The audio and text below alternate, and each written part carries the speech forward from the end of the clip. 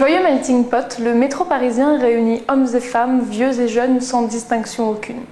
Les étudiants, rêveurs, iPod coincés dans les oreilles, sont sourds au tintamarre qui résonne dans les rames. Les businessmen, absorbés dans leur lecture des Échos, trépignent à regagner leur tour victorieuse et vertigineuse de la Défense. Les Desperate Housewives sont déjà en marche pour le bon marché, affublés de leur poussette de compétition. Les personnes âgées se rendent juste au marché afin de remplir de victuailles leurs paniers en osier. Les sans-abri se réchauffent dans les tunnels poussiéreux et élisent domicile sur une rangée de strapontins élimés. Tous se croisent sans se voir ou s'observent un peu trop, regards en biais ou détournés, œillades furtives ou appuyées, le temps d'un instant leur vie s'est croisée, le temps d'une sonnerie qui annonce le départ du quai. Des sourires éclairent parfois le regard des voyageurs alors qu'ils reconnaissent un visage familier. On finit par se connaître alors qu'on ne s'est jamais parlé, et grand Dieu non, on ne se parlera jamais. On s'étonne même parfois à guetter un usager qui prend d'habitude le train de 8h03 dans le wagon de tête et qui n'est pas là. Mais où peut-il être? Il va le rater, c'est sûr. Vous pourriez presque faire un signe au conducteur afin qu'il attende 1 minute cet inconnu qui devrait être là. Stop! Ridicule. Vous n'en faites rien. Pourtant, une personne de moins dans la foule qui se presse à l'intérieur du compartiment déjà bondé, ce n'est pas du luxe. Comment va-t-on tous rentrer? Impossible n'est pas français.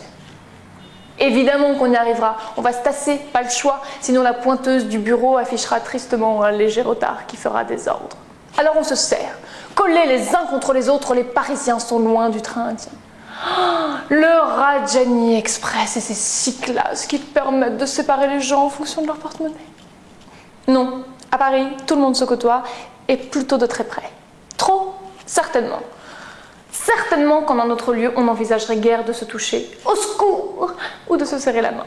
Mais le métro parisien, métonymie de la société en miniature, fait tomber les barrières.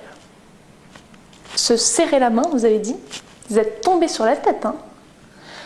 Bien sûr, si les hommes d'affaires, costumes sombres, habitués des bureaux, ont le nez dans les Échos, à 9h du matin, 3 heures plus tôt, à leur place, des bleus de chauffe se sont distraits à la lecture des petites annonces du Parisien libéré. Sans être parisiens tout à fait, mais arrivant de banlieue à l'aube, ces femmes et hommes ont le pas lent des gens qui connaissent tout le prix du silence. L'après-midi annonce une nouvelle vague de voyageurs. Les lycéens, enfin libres, libérés de leurs cours tellement relous, montent en masse dans le train salvateur qui les rapproche un peu plus de la maison, donc de l'ordi, donc de Facebook, donc des potes qui pourtant sont actuellement assis juste à côté d'eux sur le strapontin. Mais c'est grave mieux de se parler via Twitter, tu comprends rien, lol. Les carrés de fauteuils durs comme la pierre accueillent à la nuit tombée l'arrière-train de fashionistas éméchés en route pour les dance floors parisiens branchés, moulés dans de mini-robes pailletées et sur des plateformes Louboutin perchées, elles arpentent les allées du métro d'un pas mal assuré.